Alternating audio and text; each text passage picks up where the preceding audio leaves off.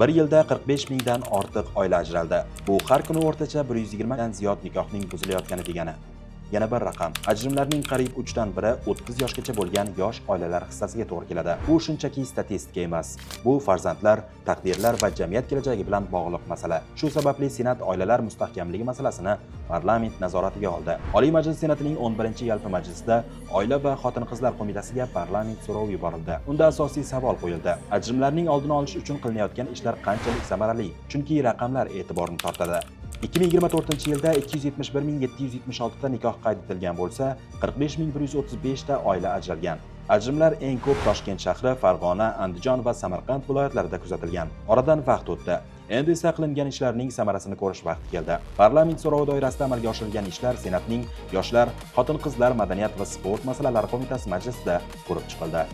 Hozir demak berilgan javobda qo'mita tomonidan erta va yaqin qarindoshlar o'rtasida nikohlarni oldini olish bo'yicha mas'ul vazirlik va idoralar takliflari asosida namunaviy tartib ishlab chiqilgani hamda hududlarga ijro uchun yuborilgani ma'lum qilindi. Bu qanaqa namunaviy tartib? Bu yil mana joriy yil 5 oy mobaynida 3 ta hududda mana shu nikoh yoshini hokim qarorlariga asosan qisqartirish qayd etildi. Ya'ni Andijon viloyatining Baliqchi tumani, Toshkent viloyatining Qibray tumani va Surxondaryoning Sariosiyo tumanlarida shu nikoh yoshini 1 yilga qisqartirish hokim qarorlari asosida belgilandi.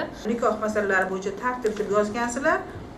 Bu tartibda men hatto o'sha din qo'mitasi birgalikda umumlashtirilgan taklif, tartib ishlab chiqilgan namunaviy deyilyapti, uni topolmadimman. 3 kun qidiryapman.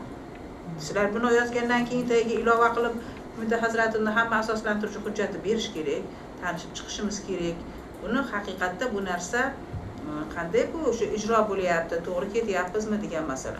Ma'lum qilinishicha, yoshlarni oilaviy hayotga tayyorlash maqsadida hududlarda 200 dan ortiq oila va xotin-qizlar maskanlari tashkil etilgan. Ushbu markazlarda nikoh qurilayotgan yoshlar bilan ishlash, oilaviy maslahatlar berish va nizoli oilalarga ko'maklashish yo'lga qo'yilgan. Natijada o'tgan yil davomida ushbu maskanlar tomonidan 523 mingdan ortiq xizmat ko'rsatilgan. 168 mingdan ziyod yoshlar oilaviy hayotga tayyorlash kurslarida ishtirok etgan. Tuman shahar hokimlarining 391 holatda nikoh yoshi qisqartirilgan. Va eng asosiysi bu qarori hokim imzosi bilan imzolanadi va 146 tasida hech qanaqa uzrli sabab keltirilmaydi. Aynan ana shu ajrim muddatini 1 yilga qilib uzaytirish bu tomonlarning iqtisodiy o'sishini cheklashga olib keladi va aynan ikki tomon ham bir-biriga bog'liq bo'lgandan keyin sozavисимые отношенияda, aynan tizimli o'zi ularni sozavисимые отношениyaga majburlagandan keyin shar'iy nikohlarni va viktimni o'sha yashirin nikohlarni keltirib chiqishini kuchaytiradi. Senat qo'mitasi yakuniy qaror qabul qildi.